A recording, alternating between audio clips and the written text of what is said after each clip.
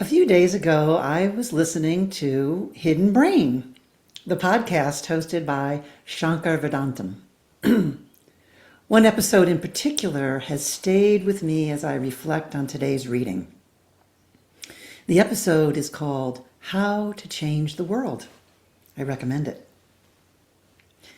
In it, the host interviews Erica Chenoweth, a political scientist at Harvard University whose research focuses on social movements and revolutionary change. She set out to answer a question that many people assume they already know the answer to, including Erica Chenoweth. What is more effective at creating lasting social change? Violence or nonviolence? Before conducting her research, she assumed she would discover that violent revolution was the only reliable way to bring about significant change. Historically, after all, often seems to tell that story. But her findings surprised her. After studying hundreds of movements around the world, she found that nonviolent campaigns were roughly twice as likely to succeed as violent ones. Twice as likely. Not guaranteed, certainly, but significantly more effective. It's almost as though Jesus' message of unconditional love, compassion, and courageous nonviolence was right all along. Today's gospel is filled with the command that Jesus repeats again and again. Fear no one. Do not be afraid. So do not be afraid. 3 times. Why does Jesus repeat it so often? Because fear is what stops us from acting.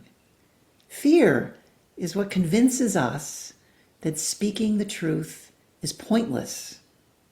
Fear is what leads us, tells us that love is too weak, compassion too naive, justice too costly. But Jesus knows something we often forget. Your efforts matter. Your witness matters.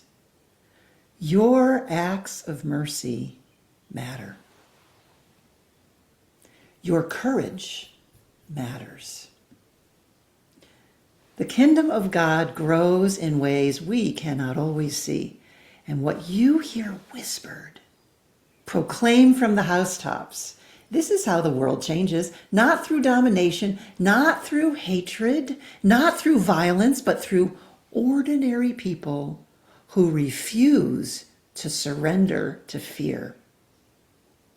What you hear whispered, proclaim from the housetops, from the rooftops.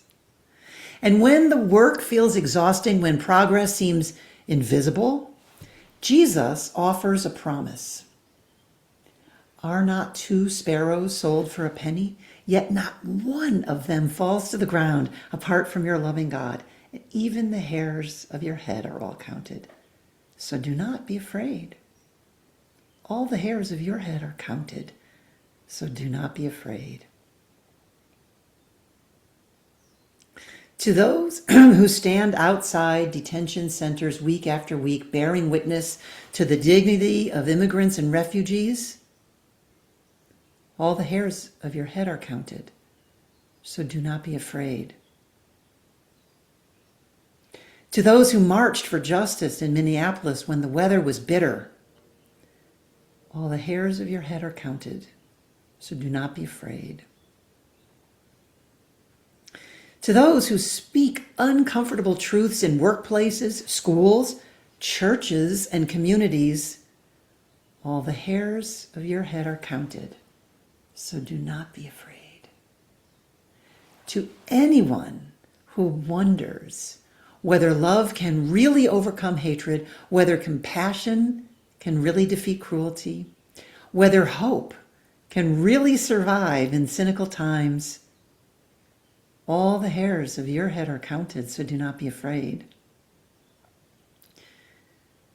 The prophet Jeremiah knew what it meant to face opposition, and he spoke a truth no one wanted to hear. He warned that Jerusalem and its temple would fall to the Babylonians, which, by the way, it did. For speaking honestly, he was mocked, beaten, and imprisoned. And yet God called him to speak anyway. The message to Jeremiah was the same message Jesus gives his disciples centuries later. What you hear whispered, proclaim from the housetops. Do not be afraid. The world has always tried to silence prophets. It's always tried to intimidate those who speak for justice, mercy, and truth. But God's answer remains the same. Do not be afraid. Your labor is not in vain. Your witness is not forgotten. Your compassion is not wasted. The God who notices every sparrow notices you. The God who counts every hair on your head knows your struggles, your fears, your sacrifices, and your hopes. So keep speaking, keep loving, keep showing up. Keep proclaiming from the housetops what God has whispered into your heart, because this is how the world changes, and because all the hairs of your head are counted.